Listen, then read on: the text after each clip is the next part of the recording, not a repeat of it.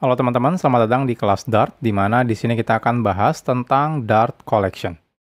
Oke, sebelum kita mulai, kita akan kenalan dulu ya. Jadi nama saya adalah Eko Kurniawan, saat ini saya kerja sebagai Technical Architect di salah satu e-commerce terbesar di Indonesia.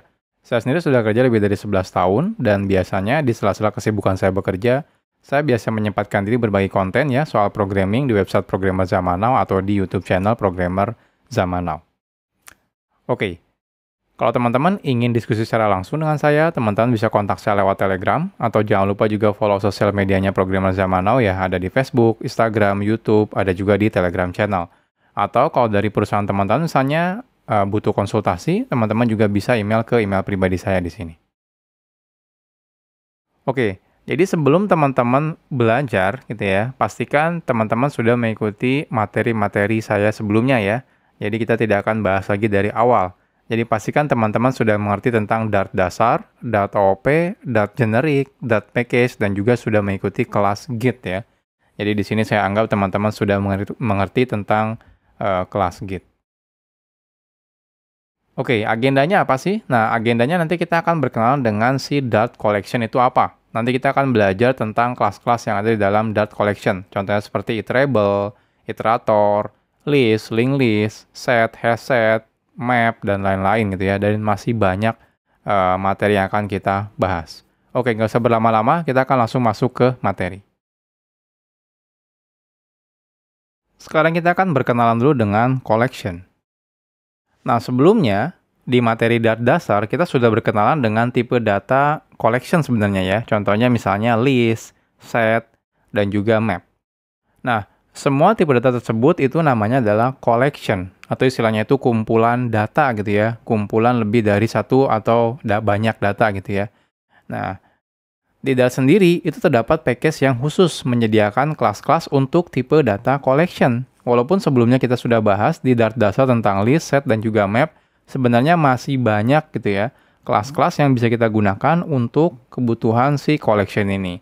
Nah, pada kelas ini kita akan bahas tuntas tentang tipe data collection tersebut, ada apa aja. Nah, jadi ini detailnya nih, teman kita akan buka si dokumentasi dari Dart Collection ini ya. Jadi di sini akan ada banyak sekali fiturnya di sini ya. Sebenarnya kita cuma bahas tentang map, set gitu ya, list. Sebenarnya masih banyak yang lainnya nih, lihat. Ada hash map, lain-lain, ada hash set, ada juga queue ya, antrian, ada list yang lebih spesifik, ada link list, dan lain-lain. Ini banyak sekali kelas yang akan kita bahas di materi ini. Jadi kita sekarang fokus bahas tentang package Dart Collection ini.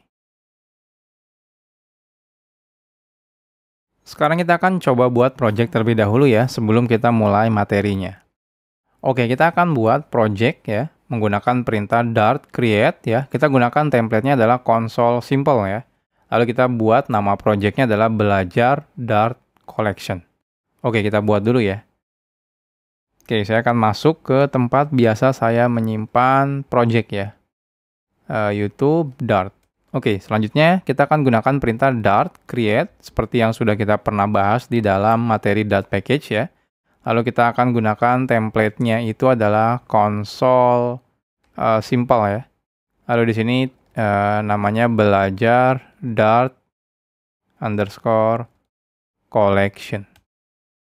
Oke, kita tunggu sampai selesai. Nah, sudah selesai, kita coba masuk belajar Dart collection. Lalu kita coba gunakan Dart run untuk menjalankannya ya. Nama filenya, ini kalau menjalankan project-nya atau kalau mau menjalankan filenya, ini kita akan ambil dari bin belajar.collection. Selesai. Jadi kita sekarang sudah buat project-nya. Silakan teman-teman buka ya menggunakan IDE yang biasa teman-teman gunakan. Bisa menggunakan Visual Studio Code atau bisa menggunakan Android Studio. Nah, di sini saya akan menggunakan Android Studio. Sekarang kita bahas tentang iterable. Sebelum kita bahas tentang Dart Collection, ada satu kelas yang teman-teman wajib tahu ya, yaitu namanya adalah iterable. Iterable adalah parent class dari kelas-kelas collection di Dart.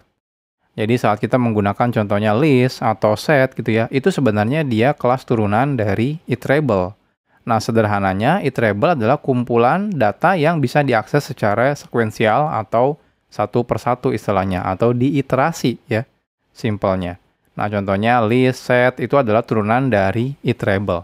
Oke, kita akan lihat di sini detailnya dari dokumentasi si iterable-nya. Oke, jadi ini adalah iterable. Dia itu adalah generic class ya, di mana dia ada parameter type-nya adalah E ya, atau istilahnya elemen. Di sini iterable itu adalah a collection of values ya. Jadi isinya itu adalah kumpulan dari data-data. Nah, saat kita membuat misalnya membuat list atau membuat set, itu sebenarnya dia turunan dari si iterable ini. Oke. Teman-teman bisa lihat di sini ya, contoh implementersnya atau implementasinya itu ada contohnya list yang biasa kita gunakan atau juga set yang biasa kita gunakan. Masih banyak yang lainnya ya, nanti kita akan bahas sambil berjalan. Oke, kalau teman-teman perhatikan, iterable ini dia punya banyak sekali. Contohnya ada properties gitu ya, otomatis semua properties ini bisa digunakan ya, kalau teman-teman menggunakan list atau juga set. Nah, untuk mengecek apakah kosong atau tidak, biasanya kan kita menggunakan isEmpty misalnya ya, propertinya. Nah, ini juga sama, bisa digunakan di list dan juga set. Nah, termasuk metode-metodenya, ada banyak sekali metode ya di sini. Dan otomatis semua metode ini bisa juga digunakan di list dan juga set. Nah, nanti kita bahas detailnya ya tentang metode-metode ini di materi-materi terpisah. Nah, materi ini teman-teman cukup tahu saja bahwa iterable itu adalah parent class-nya dari banyak sekali collection di Dart ya. Maka dari itu, kalau teman-teman nanti baca dokumentasinya, contohnya di list atau di set, kok metode ini, properti ini tidak ada, itu mungkin saja adanya di si iterable ini ya. Karena di iterable ada, otomatis semua turunannya juga dia punya properti atau juga si metode tersebut. Sekarang kita bahas tentang iterator. Salah satu fitur di Dart yang bisa kita gunakan ya untuk melakukan iterasi terhadap data collection atau istilahnya itu mengakses data di dalam iterable satu persatu itu menggunakan perulangan for in. Jadi sebelumnya kalau teman-teman menggunakan set atau juga menggunakan list, kita bisa dengan mudah menggunakan perulangan for in. Nah, perulangan for in ini itu tidak semena-mena ini ya langsung bisa digunakan di semua tipe data. Ada salah satu ketentuannya.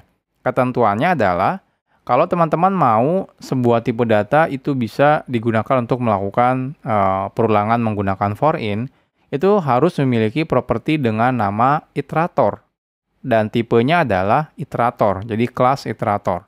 Nanti secara otomatis kita bisa menggunakan perulangan for in ini. Nah, karena di dalam iterable ya, di dalam iterable itu ada properti iterator, maka secara otomatis semua turunan dari iterable itu bisa menggunakan perulangan for in. Makanya kalau teman-teman menggunakan list atau juga misalnya set, itu otomatis bisa menggunakan perulangan for in.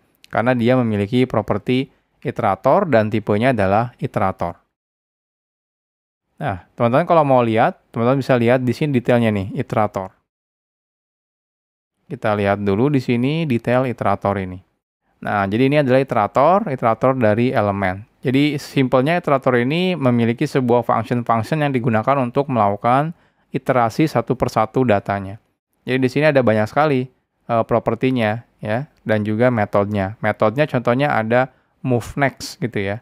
Jadi move next itu lanjut ke data selanjutnya gitu ya. Ini return-nya adalah bool. Kalau misalnya dia ada datanya, maka dia akan balikan true. Kalau tidak ada, dia akan balikan false. Nah, ini ada current. Current itu adalah properti yang menunjukkan data saat ini apa. Jadi contohnya kalau di awal, sebelumnya kan current-nya adalah datanya misalnya kosong ya, atau null. Saat kita lakukan move next, maka dia akan masuk ke data pertama. Lalu kita move next lagi, nanti data kedua. Dan seterusnya sampai terakhir berarti sudah tidak ada data lagi. Jadi seperti itu konsepnya sebenarnya kalau kita lakukan manual, contohnya seperti ini gitu ya. Jadi kita while iteratornya move next ya. Kalau teman-teman mau ambil datanya tinggal gunakan current seperti ini. Nah, tapi ini bisa disingkat menggunakan perulangan for in. Oke. Contohnya ini adalah contoh yang sebelum-sebelumnya sudah atau sering teman-teman gunakan misalnya ya. Kita punya names, bentuknya adalah list. Karena list itu turunan dari iterable, otomatis dia punya properti iterator. Dan karena dia punya properti iterator, maka secara otomatis dia bisa digunakan untuk melakukan perulangan seperti ini ya, menggunakan for in seperti ini. Oke, kita coba ya sekarang. Sini saya akan buat Dart file namanya adalah iterator. Oke, jadi kita akan buat names contohnya ya. Eko Kurniawan Kanedi.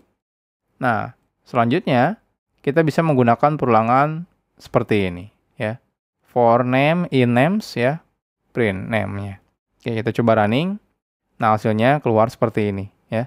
Nah, kenapa names itu bisa dilakukan iterasi menggunakan for in? Karena names itu memiliki ya iterator. Nah, ini dia memiliki iterator ya, properti iterator yang balikannya adalah iterator string seperti itu.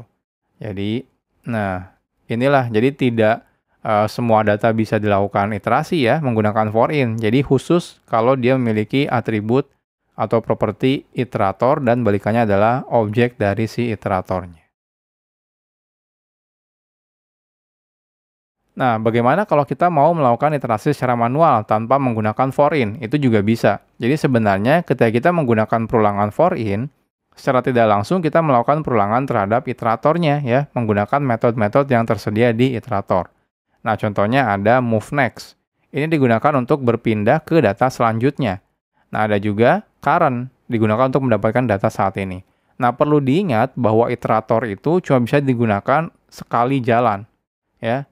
Jadi kalau sudah maju gitu ya, dia tidak bisa mundur lagi. Jadi tidak ada mundur lah istilahnya ya, harus maju terus.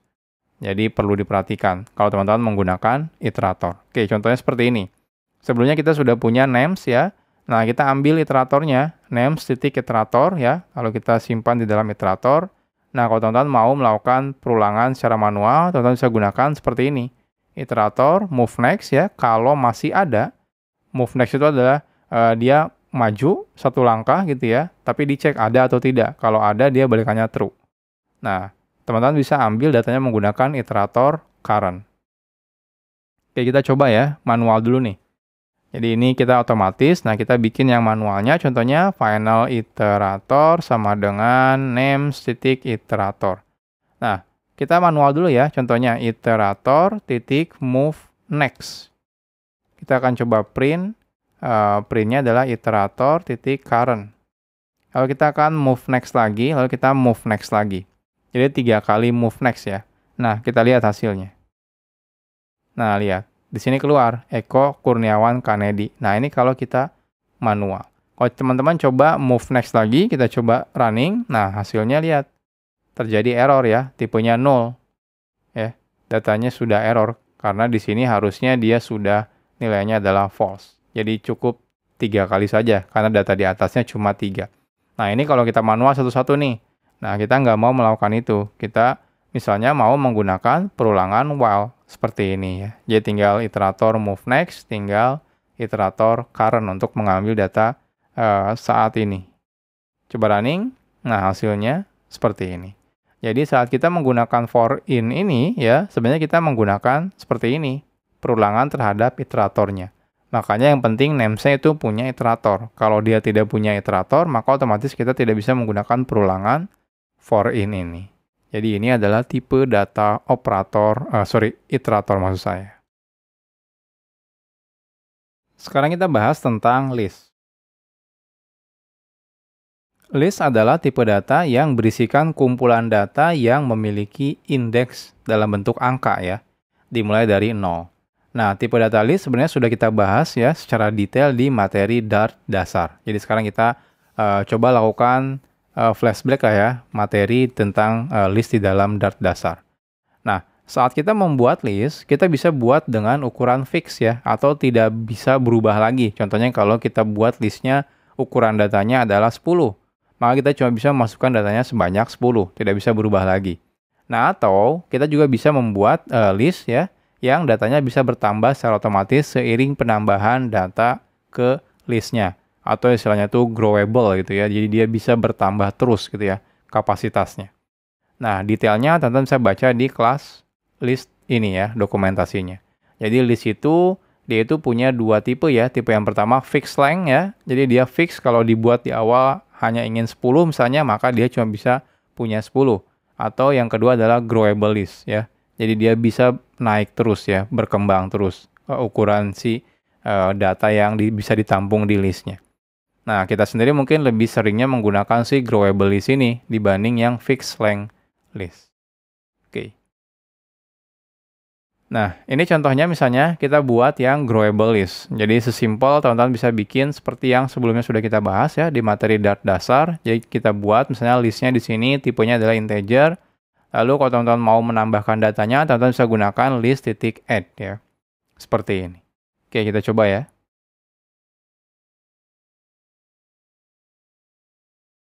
Kita buat list underscore growable.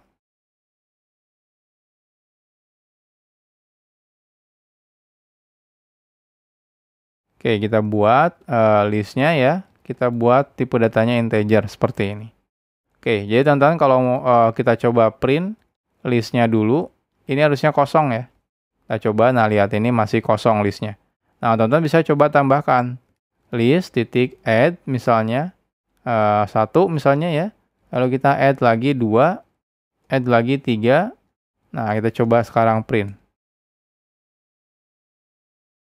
Coba running. Nah, hasilnya 1, 2, dan 3 seperti ini. Nah, artinya apa? Artinya ini bisa bertumbuh ya, istilahnya growable. Jadi bisa bertumbuh terus datanya seiring kita masukkan data ke dalam si listnya. Jadi ini tipe list yang growable list.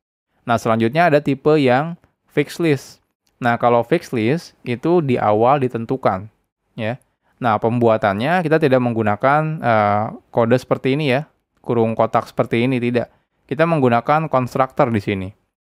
Jadi di sini kita gunakan konstruktor dengan nama konstruktornya adalah field ya. Jadi teman-teman gunakan list ya, tipenya apa, lalu field, lalu di sini jumlah datanya mau berapa, lalu di sini default value-nya. Karena kan di sini ketika kita buat, datanya harus diisi dulu nih. Nah, teman-teman bisa isi datanya seperti apa di sini. Contohnya saya buat datanya, listnya ukurannya 10. Jadi ada indeks dari 0 sampai 9. Nah, tiap datanya saya isi 0 dulu. Seperti itu. Nah, selanjutnya kalau teman-teman coba print ya listnya, maka harusnya dia keluarnya ada 10 dan isinya 0. Kalau teman-teman nanti coba tambahkan datanya, maka dia harusnya error. Kenapa? Karena dia fix ya ukurannya, tidak bisa bertambah lagi.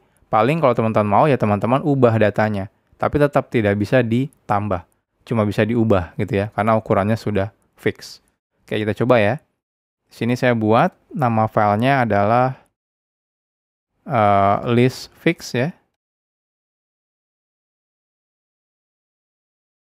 Oke, kita buat di sini misalnya saya buatnya samain aja ya tipe datanya. Jadi kita bikin final list sama dengan list gitu ya. Lalu tipenya adalah integer, lalu field ya. Nah, di sini lengthnya berapa nih? 10 misalnya ya. Nah, saya isi dengan 0 dulu. Kalau teman-teman coba list.add ya, menambahkan misalnya data, kita coba running. Nah, hasilnya error. Errornya di sini cannot add to a fixed length list. Jadi tidak bisa menambahkan data ke list yang tipenya adalah fixed length ya. Jadi yang ukurannya sudah fix ya, tidak bisa berubah lagi. Jadi ini otomatis error. Oke, kita coba print listnya. Kita lihat hasilnya. Nah, lihat. Isinya datanya 10 dan isinya 000 semua. Nah, teman-teman tetap bisa ubah. Contohnya kita ubah ya. List 0-nya jadi 1 misalnya. List 1-nya misalnya jadi berapa. List keduanya kita coba print list. Kita coba running. Nah, hasilnya ini berubah. Yang ini 1, ini sekian, ini sekian. Jadi seperti itu. Jadi ini adalah tipe data yang fixed length ya. Jadi tidak, yang ini ya, yang fixed length ya, yang listnya. Jadi tidak bisa dirubah lagi ukurannya. Sudah fix ya. Jadi teman-teman tidak bisa tambah data baru ke dalam si fixed length ini. Sekarang kita bahas tentang linked list. List di Dart itu mirip seperti array di bahasa pemrograman lain. Jadi kalau sebelumnya teman-teman dari bahasa pemrograman yang lain misalnya dari Java, dari PHP dan lain-lain gitu ya. List itu anggap aja seperti array di bahasa pemrograman yang lain. Cuma bedanya list di sini yang tadi kita bahas ya sebelumnya itu bisa dinamis atau juga bisa fix ya ukurannya. Mirip di bahasa pemrograman seperti beberapa yang lain, contohnya di Java itu fix ya array-nya, sedangkan di PHP itu dinamis. Nah, untuk mengubah atau mengakses datanya, kita juga menggunakan indeks ya, 0, 1, 2, dan seterusnya. Jadi mirip di bahasa pemrograman yang lainnya. Nah, di Dart juga tersedia collection namanya adalah linked list. Ini adalah implementasi dari struktur data yang namanya double linked list. Kalau teman-teman sudah pernah belajar tentang algoritma dan struktur data, mungkin teman-teman sudah familiar ya tentang double linked list ini. Nah, ini kelasnya yaitu linked list. Kita lihat di sini. Jadi ini adalah kelasnya ya, linked list. Dia ada di package Dart collection. Penggunaannya sama aja karena dia itu sebenarnya turunan dari si list ya. Cuma yang membedakan adalah isi dari ininya, linked listnya. Kalau kita menggunakan list gitu ya, kita bisa masukkan data apapun itu. Nah, sedangkan kalau kita menggunakan linked list, itu harus datanya itu berupa ini, linked list entry. Jadi nggak bisa tiba-tiba bikin linked list isinya string misalnya, itu nggak bisa. Teman-teman harus bikin dulu linked list entry yang isinya adalah string misalnya. Seperti itu. Oke, kita bahas ya. Nah, kita bahas dulu tentang diagram linked list-nya. Sebelum teman-teman ini ya, belajar tentang cara membuatnya. Jadi kurang lebih kita flashback lagi buat teman-teman yang sudah pernah belajar struktur data. Ini adalah double linked list. Jadi seperti ini. Jadi ini ada data, lalu di sini di data itu dia punya aturannya ya. Ini biasanya dibilang adalah entry atau juga node ya. Jadi satu paket ini disebutnya entry atau node. Dia itu ada isi datanya yang di tengah ini, contohnya A, lalu dia itu ada di sini ya. Ini adalah pointer menuju ke previous istilahnya tuh, ke entry atau node sebelumnya. Dan ini adalah next-nya. Ini adalah pointer menuju next datanya atau ya istilahnya next entry-nya. Contohnya di sini kita pertama memasukkan data adalah A. Maka kita akan bikin A, lalu previous-nya ya atau data sebelumnya itu 0, kosong ya. Nah, sedangkan next-nya pertamanya mungkin kosong gitu ya. Nah, ketika kita tambahkan B, nah di B ini nanti kita akan buat previous-nya adalah ke A. Dan ini diganti nih, next-nya yang tadinya 0 ke B. Begitu seterusnya. Setelah kita menambahkan data, contohnya C dan D, maka dia akan selalu berrelasi seperti ini. Ini adalah double linked list. Jadi, kalau kita ingin tahu next-nya apa, kita bisa A, next-nya, B, next-nya, C, next-nya. Kalau kita pengen tahu yang di belakangnya, tinggal D, previous-nya apa, C, previous-nya apa, B, previous-nya apa. Seperti ini. Yang paling ujung biasanya next-nya itu adalah 0. Nah, kalau yang paling awal itu biasanya previous-nya adalah 0. Nah, jadi seperti ini. Nah, ini adalah operasi yang ada di list versus linked list gitu ya. Nah, kenapa sih? Kenapa perlu ada linked list? Kenapa nggak pakai list aja gitu ya? Nah, ini perbedaannya. Jadi ini adalah perbandingan operasi antara list dan juga linked list. Nah, gimana kalau kita mau menambah data? Nah, kalau kita menambah data di dalam list, ini cepat kalau kapasitas array-nya masih cukup. Jadi di awal itu tidak semata-mata langsung di awal kita bikin array itu isinya unlimited datanya. Enggak. Biasanya di awal itu ada default ukurannya. Nah, contohnya misalnya 10. Nah, ketika teman-teman masukkan data pertama, kedua, ketiga, sampai 10 itu cepat. Tapi gimana kalau kita memasukkan data yang ke-11? Nah, karena sifat array itu defaultnya bisa grow ya, maka dia akan membuat array baru yang jumlah kapasitasnya biasanya 2 kali lipat, misalnya 20, seperti itu. Artinya apa? Artinya ketika kita menambahkan data ke-11, itu akan lambat. Kenapa? Karena kita harus bikin array baru dulu di dalam listnya, lalu kita akan pindahkan data yang lama ke data array yang baru, yang ukurannya lebih besar. Makanya untuk operasi penambahan data yang banyak, penggunaan list ini otomatis akan lambat. Ya. Nah, kalau kita menggunakan linked list, ini sangat cepat. Kenapa? Karena hanya menambahkan node di akhirnya. Seperti ini. Jadi tinggal kita tambahkan, kita mau nambahkan E, tinggal tambahkan E di belakangnya. Tinggal D-nya pointer next-nya ditunjukkan ke E. Seperti itu. Jadi sesimpel itu aja. Jadi udah nggak peduli lagi berapa ukuran dari si array-nya gitu ya. Nah, kita bisa masukkan datanya secepat mungkin. Jadi itu salah satu kelebihannya kalau kita menggunakan linked list. Jadi untuk proses penambahan data, linked list lebih cepat daripada list. Nah, gimana kalau kita mau mengambil data? Nah, untuk mengambil data, kalau kita menggunakan list, ini sangat cepat. Kenapa? Karena tinggal menggunakan index array-nya. Karena datanya itu sudah disimpan di dalam indeks, jadi kalau teman-teman mau ngambil data indeks ke-5, tinggal langsung ambil. Selesai.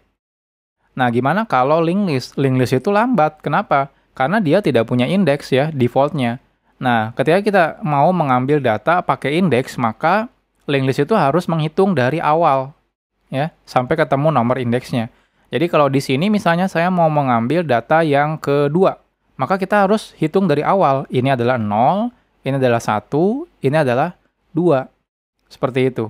Jadi semakin ujung data yang kita ambil, gitu ya, maka akan semakin lambat. Jadi ketika penambahan data sangat cepat ya, linked list, tapi ketika pengambilan data itu lebih lambat dibanding listnya. Jadi kalau teman-teman lebih banyak operasi baca datanya, lebih cocok menggunakan list dibanding linked list. Nah, gimana kalau mengubah data? Nah, untuk mengubah data, nah ini juga cepat ya list. Kenapa? Karena hanya tinggal menggunakan indeks saja. Contoh kita mau mengubah indeks kedua jadi data baru. Ya tinggal ganti aja, sesimpel itu. Nah, sedangkan kalau linked list udah otomatis lebih lambat daripada list. Kenapa? Karena dia harus cek dulu. Contohnya saya mau mengubah data yang kedua misalnya. Maka kita harus cek dari awal lagi, mana indeks yang kedua. Dari 0, 1, 2. Nah, setelah itu kita hapus gitu ya. Kita ganti dengan data yang baru. Jadi prosesnya sama ketika mengambil data. Jadi lebih lambat kalau kita menggunakan linked list. Nah, gimana kalau menghapus data? Nah, untuk menghapus data, kalau kita menggunakan list, ini lambat. Kenapa lambat? Karena kita harus menggeser datanya. Jadi, kalau teman-teman menghapus salah satu data, contohnya gitu ya, menggunakan remove gitu ya. Contohnya kita hapus data yang anggap aja misalnya ini list biasa ya. Ini indeks ke-0, indeks ke-1, indeks ke-2, indeks ke-3. Misal kita mau hapus yang C ini. Beneran dihapus ya, bukan diganti jadi 0 ya, bukan. Tapi beneran dihapus. Ketika kita hapus, mau tidak mau kan indeksnya dari sini 0, 1, 2, 3 ya. Nah, yang 3 ini harus digeser ke sini. Cara menghapusnya biasanya. Jadi semakin panjang listnya, maka kita harus geser semakin jauh. Jadi ketika kita menghapus di dalam list, itu sangat lambat. Nah, berbeda kalau kita menghapus di dalam linked list. Nah, ini sangat cepat. Kenapa? Karena tinggal ubah previous dan juga next-nya. Ya. Jadi contohnya saya mau menghapus C. Simple, tinggal B-nya next-nya tinggal diganti ke D, gitu ya. Nah, D ini next-nya tinggal diganti ke B. Selesai. Otomatis C-nya dihapus. Nah, jadi sesimpel itu kalau kita menghapus di double linked list. Jadi ini adalah, dari sini teman-teman bisa tahu kapan menggunakan list, kapan menggunakan linked list. Kalau teman-teman cuma isinya menambahkan data, gitu ya, sebanyak-banyaknya, setelah itu misalnya mengiterasi dari awal sampai akhir, lebih cocok menggunakan linked list. Tapi kalau teman-teman setelah menambahkan banyak operasi pembacaannya di indeks yang tidak menentu, maka teman-teman cocok menggunakan list seperti ini. Oke, jadi fokus linked list adalah pada performa penambahan data dan juga penghapusan data yang lebih cepat ya. Oleh karena itu, linked list tidak terdapat operasi pengubahan data menggunakan indeks seperti di list. Nah, linked list juga turunan langsung dari iterable, bukan dari list kalau teman-teman perhatikan. Nah, oleh karena itu, karena operasi untuk ambil dan ubahnya itu sangat lambat di linked list, maka di dalam kelas linked list itu tidak ada operasi untuk mengambil data berdasarkan indeks. Nah, node di dalam linked list atau entry di dalam linked list itu direpresentasikan dalam kelas namanya linked list entry. Nah, oleh karena itu, jikalau kita ingin membuat node ya, membuat node itu yang ini, nah yang ini, yang A ini, satu paket ini adalah namanya linked list entry. Nah, jadi kita harus membuat turunan dari kelas linked list entry. Nah, pada kelas tersebut nanti sudah disediakan implementasi untuk properti atau pointer next dan juga previous-nya. Nah, ini detail kelasnya, teman-teman kalau ingin lihat. Jadi kita perlu bikin kelas turunan dari linked list entry ya. Nah, seperti ini. Jadi di sini sudah ada next-nya dan juga ada previous-nya. Itu teman-teman nanti nggak perlu lagi tambahkan. Dia sudah otomatis di-handle sama si linked list-nya. Oke, sekarang kita coba ya. Nah, untuk mencobanya kita akan bikin sebuah linked list ya. Nah, tapi isinya adalah string. Jadi pertama kita bikin dulu node atau entry untuk string. Jadi kita bikin kelas string entry, lalu di sini kita extend linked list entry ya. Nah, di sini dia string entry lagi. Kenapa? Karena next dan juga previous-nya itu adalah string entry, seperti itu. Lalu di sini kita buat datanya dalam bentuk string misalnya, lalu kita bikin constructor. Oke, kita coba ya. Oke, kita buat dulu di sini Dart file namanya linked list.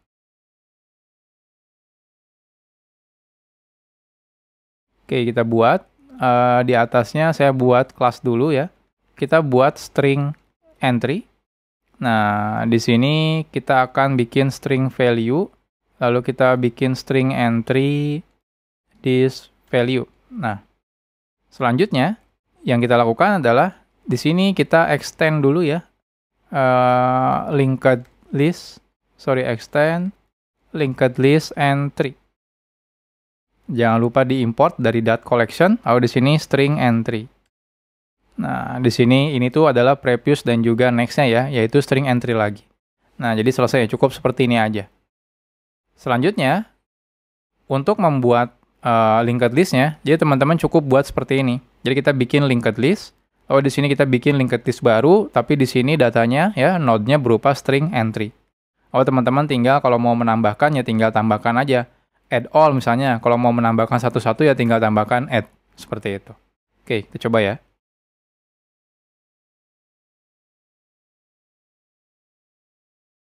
Oke, kita bikin final linked list sama dengan linked list misalnya ya. Di sini string entry. Lalu kita buat linked list add kalau mau satu-satu ya. Silakan. Misalnya string entry echo seperti ini. Atau gunakan add all kalau mau langsung menambahkan semuanya.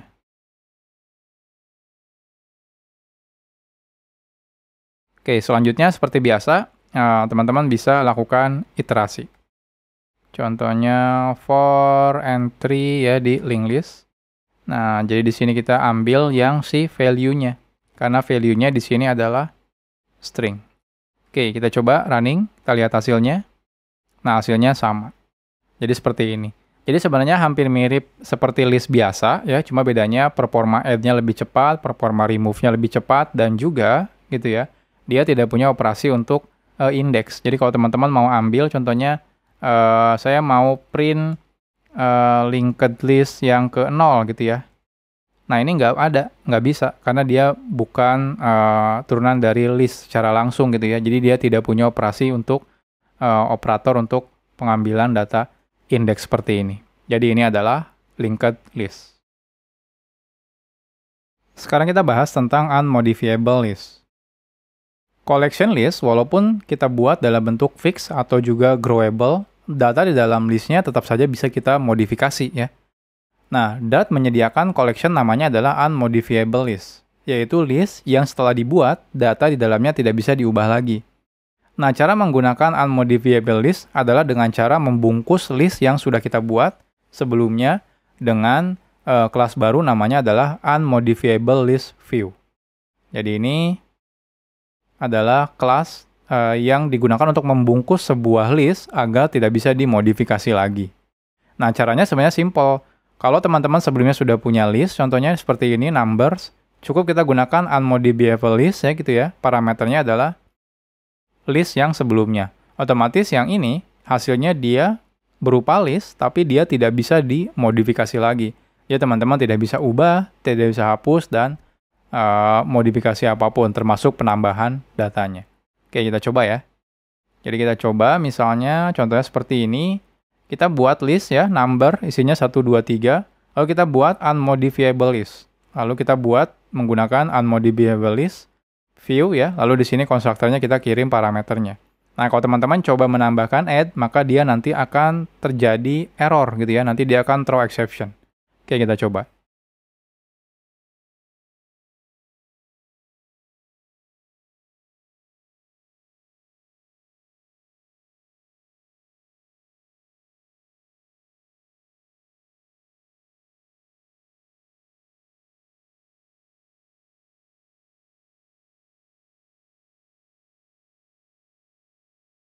Oke, setelah kita buat, nah kalau teman-teman coba modifikasi yang unmodifiable list-nya ini ya, nah kita add misalnya, contohnya 100, nah ini harusnya akan terjadi error, gitu ya. Kita coba running. Nah lihat, dia terjadi error. Errornya adalah unsupported operation, cannot add to an unmodifiable list. Jadi kita tidak bisa menambahkan data lagi ke dalam si list yang sudah unmodifiable, jadi tidak bisa dimodifikasi terlebih lagi ya. Jadi seperti ini, kapan sih kita menggunakan ini? Nah ini cocoknya ketika teman-teman misalnya mau mengekspos sebuah data ya ke tempat lain, misalnya ke kelas lain kah ya, ataupun ke objek lain kah. Tapi teman-teman nggak mau sampai data tersebut dimodifikasi lagi gitu ya. Jadi jangan sampai teman-teman berikan misalnya datanya, lalu di tempat lain itu ada orang yang memodifikasi datanya. Nah itu kan lumayan berbahaya gitu ya. Jadi sebelum teman-teman kirimkan gitu ya, teman-teman bisa bungkus dulu dalam unmodifiable list view, nanti baru dikirimkan datanya. Jadi kalau objek tersebut mencoba melakukan modifikasi, maka otomatis dia akan terjadi error. Jadi ini adalah unmodifiable list. Sekarang kita bahas tentang linked hash set. Set sudah pernah kita bahas di materi Dart dasar ya. Set adalah collection yang berisikan kumpulan data unik ya. Bedanya kalau list, teman-teman masukkan data yang sama, dia akan diterima. Kalau di set, teman-teman masukkan data yang sama, maka yang diterima cuma satu yang pertamanya. Nah, ketika kita menambahkan data yang sudah ada, maka otomatis data tersebut akan diabaikan. Nah, ini adalah kelas set gitu ya. Nah, set sendiri sebenarnya masuk ke Dart core gitu ya, makanya kita tidak perlu melakukan import.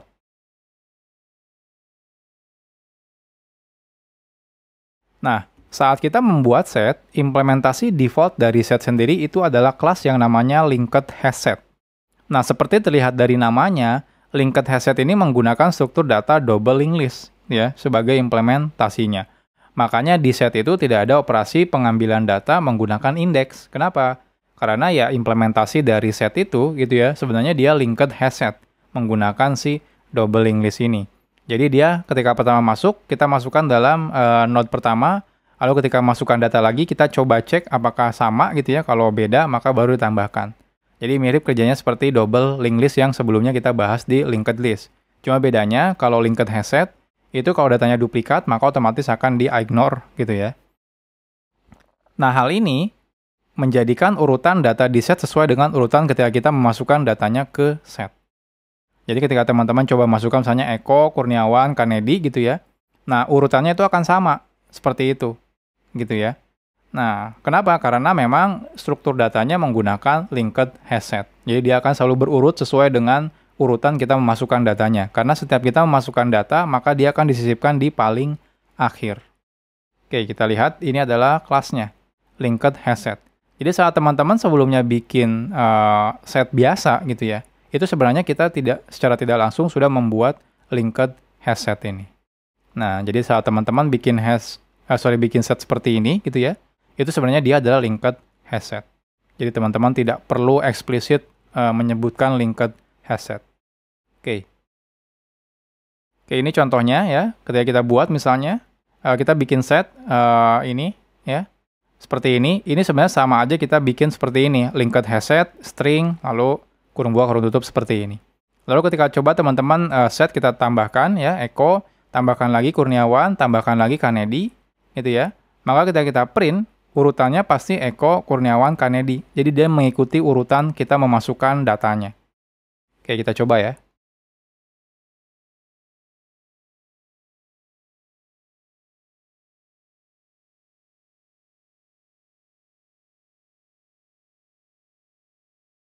Oke, jadi teman-teman bisa bikin set sama dengan misalnya string seperti ini, gitu ya. Atau ini sama aja dengan teman-teman bikin seperti ini, linked hash set, ya. Tipenya string. Nah, ini sama aja seperti ini. Kalau teman-teman menggunakan Android Studio, di sini dikasih peringatan ya. Nah, ini itu bisa juga menggunakan literal hash set-nya. Jadi bisa langsung menggunakan seperti ini. Jadi kalau bikin sih sebenarnya direkomendasikan langsung seperti ini aja. Nah, tapi ini biar teman-teman tahu ya, kalau kita bisa menggunakan seperti ini, linked hasset. Nah, selanjutnya kalau teman-teman mau coba tambahkan, kita tambahkan misalnya Eko Kurniawan Kanedi. Kita coba print ya, setnya. Kita lihat hasilnya. Nah, lihat, Eko Kurniawan Kanedi, dia sesuai dengan urutannya. Kalau teman-teman coba tambahkan lagi di sini, misalnya Budi, seperti ini ya, kita coba running. Nah, lihat hasilnya Eko, Budi, Kurniawan, Kanedi. Dia mengikuti urutan dari ketika kita memasukkan datanya. Jadi, saat teman-teman bikin set, secara tidak langsung sebenarnya dia menggunakan linked hasset. Sekarang kita bahas tentang hasset.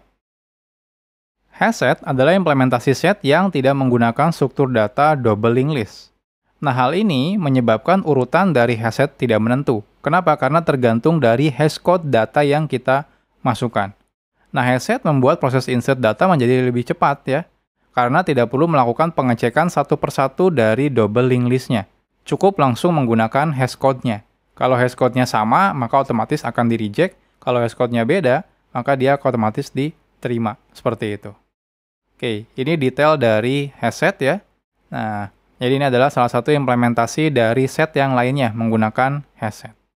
Nah, cara membuatnya ini teman-teman sama ya, menggunakan seperti linked hasset, jadi cukup gunakan hasset lalu string seperti ini. Hampir semua operasinya sama ya, add dan sebagainya. Kenapa? Karena dia turunan dari si set gitu ya. Jadi dia turunan dari set langsung. Nah ini, dia implement set. Jadi semua operasi yang kita bisa lakukan di dalam hasset itu bisa dilakukan di dalam linked hasset itu bisa dilakukan di hasset juga. Oke, contohnya seperti ini. Kita akan buat lagi ya, sama seperti tadi, cuma bedanya kita gunakan hasset. Teman-teman coba lakukan print set. Maka urutannya ini bisa saja berbeda gitu ya, tergantung hashcode-nya. Kita akan coba lihat. Oke, tadi yang linked hasset, ini saya akan copy, saya akan paste menjadi hasset. Oke, ini saya ganti ya. Dari linked hasset, saya akan ganti menjadi hasset seperti ini. Nah, sekarang kita coba running. Nah, lihat, urutannya berubah. Budi, Eko, Kanedi, Kurniawan, tidak seperti ini. Jadi dia itu bukan mengikuti ini ya, di mana kita memasukkan, tapi lebih ke nanti Eko itu kan nanti ada hashcode-nya ya. Contohnya Eko titik hashcode. Nah, ada hashcode-nya ini. Dia mengecek dari hashcode ini sama atau tidak. Kalau beda, maka otomatis diterima. Nah, nanti dia posisinya ya akan menggunakan hashcode yang tadi. Nah, jadi seperti ini kalau kita menggunakan hasset. Jadi dia lebih cepat ya proses penambahan datanya karena dia tidak menggunakan double linked list. Cuma konsekuensinya adalah datanya tidak berurutan. Jadi kalau teman-teman nge-load data misalnya dari database, lalu misalnya disimpan di dalam hasset, urutannya tadinya sudah benar di database, disorting by apa misalnya, seperti itu. Ketika teman-teman load lagi ke dalam set ini, maka dia urutannya bisa berubah. Jadi perlu hati-hati. Jadi hasset ini kadang-kadang digunakan pada kasus-kasus tertentu aja gitu ya. Jadi kebanyakan biasanya orang menggunakan ini ya, set biasa di awal linked hasset itu kenapa? Karena biar berurut sesuai dengan proses penambahan datanya.